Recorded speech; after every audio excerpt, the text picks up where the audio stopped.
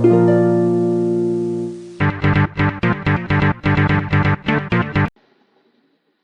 Friends, मैं आपका दोस्त रवि रंजन आज आप लोगों के लिए एक बहुत ही शानदार झकास वीडियो लाया हूँ कि आज 12वीं के बाद यदि आप 12वीं पास हैं, 12वीं के बाद हम कौन कौन सा फील्ड में मेडिकल फील्ड में जा सकते हैं। यानी कि 12वीं के बाद क्या क्या चीज़ आप मेडिकल फील्ड में डायरेक्टली एंट्री ले सकते हैं और वहाँ एडमिशन कैसे होगा, इसके बारे में हम डिस्कस करेंगे। अभी तो मेनली हम इस पर डिस्कस करेंगे कि आखिर 12th के बाद मेडिकल फील्ड का क्या क्या अपॉर्चुनिटी है, आप क्या क्या कर सकते हैं।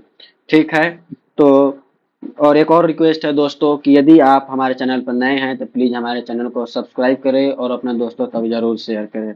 चलिए हम बात करेंगे 12th पास यदि हैं तो आप क्या क्या कर सकते हैं। तो देखिए, आप 12th में यदि आपका ऐसे कम से कम 12th में कितना मार्क्स होना चाहिए आपका, 12th में आपका है जो मार्क्स, तो 12th में कम से कम जो मार्क्स है कितना होना चाहिए, तो 12th मार्क्स आपका 50% होना चाहिए। किसके लिए, तो जनरल जनरल वालों के लिए, जनरल कैटेगरी से जो हैं उनको, और जो रिजर्व कैटेगरी से हैं उनका अगर 40% भी है तब पर भी चल सकता है, लेकिन कॉलेज कॉलेज और एग्जाम पर डिपेंड पड़ेगा, कोई में 50% कोई में 60%। लेकिन यदि आपका 50% है तो लगभग लगभग आप ये सब जितना भी मेडिकल फील्ड है उस सब में आप एडमिशन ले सकते हैं। और 12th आपका कम से कम पीसीबी होना चाहिए, यानी कि फिजिक्स, केमिस्ट्री और फिर क्या होना चाहिए, बायो होना चाहिए।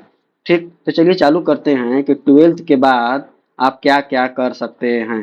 तो देखिए, 12th के बाद यदि आप मान लीजिए कि आप डॉक्टर बनना चाहते हैं या डॉक्टर के अलावा क्या क्या कोर्स है, तो यदि आप डॉक्टर बनना चाहते हैं तो डॉक्टर बनने के लिए आपको क्या करना होगा, आपको ऐसे दो तरह से एडमिशन होगा। एक है कि बिना नीट का क्या मैं एडमिशन ले सकता हूँ, एक है कि नीट के ही बेसिस पर एडमिशन होगा।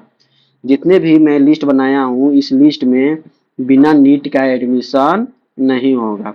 तो यदि नीट के बिना जो एडमिशन है वो फिजियोथेरेपी में होता है, बीपीटी का नाम आप सुने होंगे, ये ऐसे फिजियोथेरेपी में एडमिशन होता है बिना नीट का। लेकिन आप नीट अगर देते हैं तो नीट में अगर आपको एग्जाम क्वालिफाई करते हैं, यानी कि यदि आपका मार्क्स एग्जाम जो नीट का क्वालिफाइंग मार्क्स होता है 130 नंबर से 70 नंबर के बीच लगभग लगभग होता है। इस वर्ष थोड़ा कट ऑफ ज़्यादा हो गया, 164 के आसपास कट ऑफ है जनरल वालों के लिए।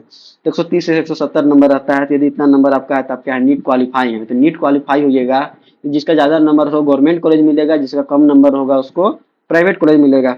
तो ये जितने भी हम बता रहे हो सब कोर्स का जो ड्यूरेशन है 5.5 साल का है, 4.5 साल है सर, क्या होगा आपका एकेडमिक ईयर होगा, पढ़ाई होगा, 1 साल का क्या होगा, इंटर्नशिप होता है। ठीक है, चलिए यहाँ तक तो बात हो गया कि यहाँ तक कैसे होगा। ठीक, तो देखिए, अगर आप नीट एग्जाम देते हैं तो नीट एग्जाम देने के बाद आप क्या क्या कर सकते हैं, तो आप एमबीबीएस कर सकते हैं, बीयूएमएस कर सकते हैं। तो बीयूएमएस कीजिएगा तो यूनानी वाला आप प्रैक्टिस कीजिएगा, बीएचएमएस कीजिएगा तो होम्योपैथी प्रैक्टिस कीजिएगा, और बीएनवाईएस करेंगे, सॉरी बीवाईएनएस होता है, इसमें मिस्टेक थोड़ा है, इसमें नेचुरोपैथी करेंगे आप, बीडीएस करेंगे तब डेंटल बन सकते हैं, और बीएसएमएस करेंगे तो सीधा में जाएंगे, और बीबीएससी करेंगे तो वेटनरी साइंस में जाएंगे। ये सब जो डिग्री है सब डिग्री कैसा है, डॉक्टर का डिग्री है। और ये सब ऐसे अंडर ग्रेजुएट डिग्री है। कैसा डिग्री है, अंडर ग्रेजुएट डिग्री है। तो आप 12th के बाद डायरेक्ट आप डॉक्टर बन सकते हैं यदि आप नीट एग्जाम देंगे तब, और इन कोर्सेज में आप एडमिशन ले सकते हैं। अब आगे बात करेंगे, यानी कि डॉक्टर के अलावा और क्या है मेडिकल फील्ड में। तो डॉक्टर के अलावा और जो मेडिकल फील्ड में जो है वो है डायरेक्ट और एंट्रेंस एग्जाम के बेसिस पर, यानी कि एलाइड हेल्थ जो साइंस है, यानी कि डायरेक्ट भी एडमिशन होता है या फिर एंट्रेंस एग्जाम के बेसिस पर होगा। तो देखिए, इसको दो पार्ट में बांटे हैं, एक बांटे हैं डिग्री में और दूसरा डिप्लोमा कोर्स या फिर पैरामेडिकल कोर्सेज के बारे में। तो देखिए, डिग्री लेना चाहते हैं, डिग्री का मतलब है कि आप अंडर ग्रेजुएट का डिग्री लेना चाहते हैं, अंडर ग्रेजुएट का डिग्री लेना चाहते हैं, तो आपको ऐसे ये डिग्री में जाना होगा। और अगर अंडर ग्रेजुएट से छोटा कुछ कम जो है वो डिप्लोमा होता है, यानी कि लगभग लगभग 3 ईयर का होता है, कोई कोई 2 ईयर का होता है, कोई 1 ईयर का होता है।